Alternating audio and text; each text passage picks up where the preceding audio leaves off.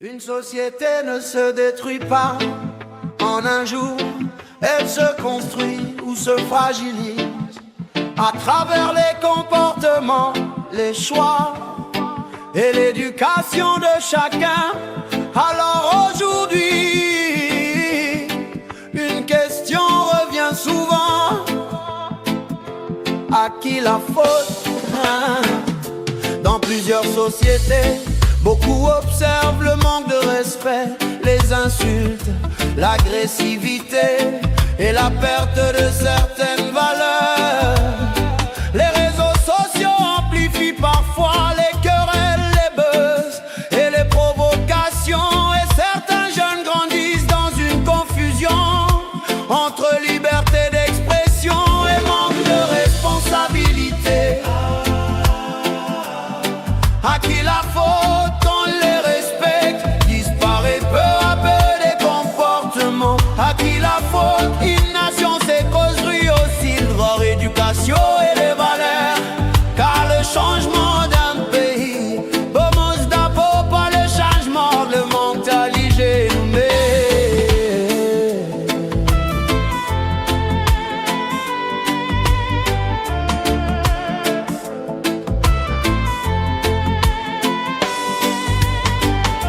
La première école, c'est souvent la famille. Les parents transmettent les valeurs, la discipline, le respect et le sens des responsabilités.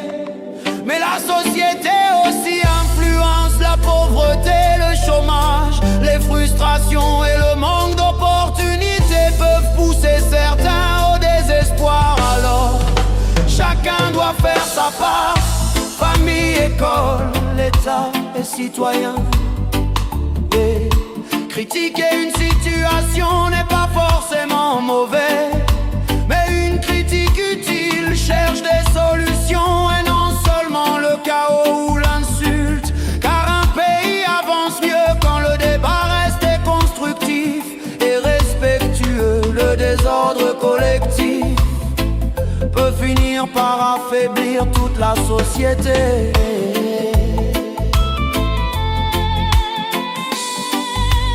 Avant de pointer les autres du doigt, chacun devrait aussi se demander: que fais-je pour améliorer mon environnement, mon quartier, ma famille, mon pays?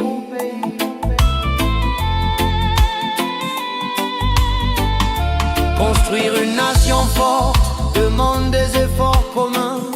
Le travail, l'éducation, la responsabilité et le respect des institutions comme des citoyens. Car le développement ne dépend pas seulement des dirigeants, mais aussi du comportement quotidien du peuple. À qui la faute? Si nous refusons de nous remettre en question, à qui la faute? À qui la faute? Un pays ne peut avancer sans responsabilité collective. Car l'avenir d'une nation se bâtit par les actes et valeurs de son peuple.